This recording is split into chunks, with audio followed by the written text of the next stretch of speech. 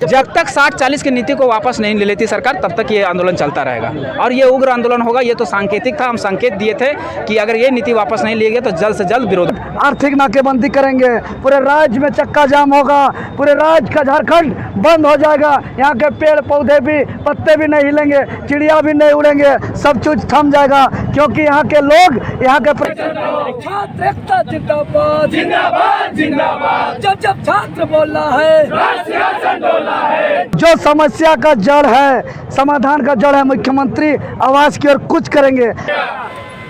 झारखंड सरकार की मनमानी नहीं चलेगी, नहीं चलेगी, नहीं चलेगी। झारखंड सरकार की मनमानी नहीं। कैबिनेट मंत्री है, 28 राज्यपाल हैं, डीजीपी हैं, 28 जगह आदमी राज्य को वोटिंग करते हैं इसीलिए कि राज्य के लिए विशेष व्यवस्था हो। लेकिन झारखंड की सरकार भारत का नागरिक आमंत्रित करती है, हमें कोई आपत्ति नहीं है। लेकिन बिहार में जब नियुक्ति निकलता है तो बिहार का स्थायी निवासी हो, बंगाल में जब निकलता है बंगाल का स्थायी निवासी हो, उड़ीसा में जब निकलता है तो उड़ीसा का स्थायी निवासी हो। लेकिन जब झारखंड में निकलता है तो भारत का नागरिक हो। ऐसा क्यों? ऐसा इसीलिए कि झारखंड के छात्र जो पढ़े लिखे छात्र हैं, जो लंबे समय से संघर्ष कर रहे हैं, जो एक छोटा सा सपना देखे हैं नौकरी करके अपना पेट पालने के लिए, लेकिन उसका सपना को चूर चूर कर रहे हैं। मुख्यमंत्री महोदय, आपको हम निवेदन करते हैं, आग्रह करते हैं, विनती करते हैं, आप इसको धमकी समझिए या चेतावनी समझिए।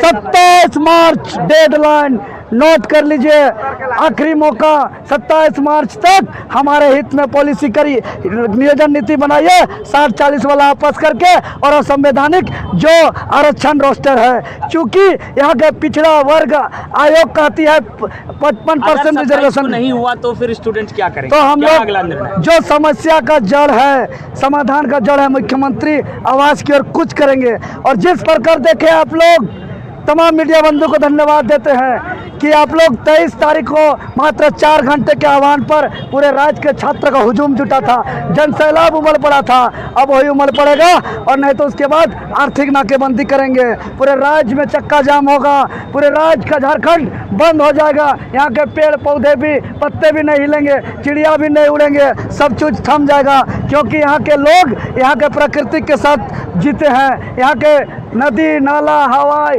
पहाड़ पर्वत, जो झरना, यहाँ के पक्षी के साथ अपना स्वभाव में झारखंड के लोग जीते हैं। अगर झारखंडियों के साथ अन्याय होगा तो यहाँ के पक्षी भी उड़ना बंद कर देंगे, पत्ता भी हिलना डुलना बंद कर देंगे। चलिए बाकी लोग और कोई बच गया? जो हेमंत सोरेन की सरकार है ये ऐसा सोया है कि लगता है कि मर गया है, इसको कुछ नहीं दिख रहा, उलुल जुलुल नीति बना दे रहा है। देखिए नियोजन में कहाँ गलती किया। सबसे पहले 60-40 का नीति ला रहा है, भाषा के बैरियर को खत्म कर दिया। देखिए आज उड़ीसा की नियोजन नीति को आप पढ़िए, बंगाल की नियोजन नीति को पढ़िए, महाराष्ट्र की नियोजन नीति को पढ़िए। जब हम उड़ीसा की नियोजन नीति को पढ़ रहे थे तो उसमें साफ साफ शब्दों में लिखा रहा था he she must to able read write and speak Odia language. आपको ओडिया पढ़ना लिखना बोलना आना चाहिए, यानी भाषा का बैरियर लगा तभी आप नौकरी कर सकते हैं। उसके बाद कहा है कि आपको उड़िया लैंग्वेज में अगर पढ़े हैं तो आपको उसी इंस्टीट्यूट से पास करना होगा जिससे उड़िया सरकार ने मान्यता दी हो।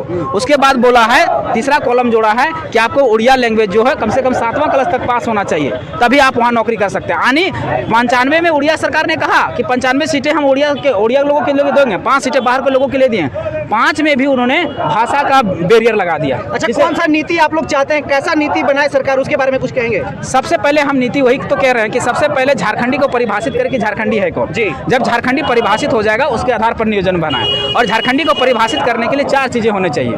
पहला कि जहां जैसा सर्वे हुआ, अगर गिरिडीह में 1908 में सर्वे हो तो 1908 को लागू करे, कोल्हान में अगर 1964 में हो तो 64 में लागू करे, अगर बोकारो में 1932 में हुआ तो 1932 में लागू करे। 32 का मांग हम लोग इसलिए कर रहे हैं कि झारखंड के 85% इलाकों में ये सर्वे हुआ है, ये एक रिविजनल सर्वे है। और 85% में अगर हम जैसे 32 को लागू करते 85% जो है झारखंड कवर हो जाएगा। उसके बाद तीसरा चौथा कॉलम जोड़े कि पहला खतियान होगा जिसके आधार पर वही झारखंडी, फिर जोड़े कि भूमि संबंधी दस्तावेज, फिर भाषा, फिर संस्कृति। ये 4 चीज़ों के आधार पर झारखंडी को परिभाषित करें कि झारखंडी है कौन। जब झारखंडी परिभाषित इस आधार पर हो जाएगा उसके बाद नियोजन बनाए। नियोजन में क्या करें कि जैसे आंध्र प्रदेश और तेलंगाना अपने लिए किया है, क्या स्पेशल प्रोविजन 371D के तहत अपनी C और D की नौकरियों में क्या किया है कि 100% सीटें रिजर्व कर दी है। तो फिर भी हम 100% सीटों की मांग नहीं करते। आप 95 हमारे लिए रिजर्व कीजिए और 5 ओपन छोड़ दीजिए, तो 95 आप सीटें रिजर्व कीजिए और उसके बाद आप वहाँ भाषा का एक बैरियर लगाइए। यहाँ जो 5 जनजातीय और 4 क्षेत्रीय भाषाएं जो मान्यता प्राप्त हैं, जिसमें से संथाली, मुंडारी, कुड़ुक और खड़िया, और 4 क्षेत्रीय भाषाएं जैसे खोटा, कुड़माली, नागपुरी और पंचपरगनिया,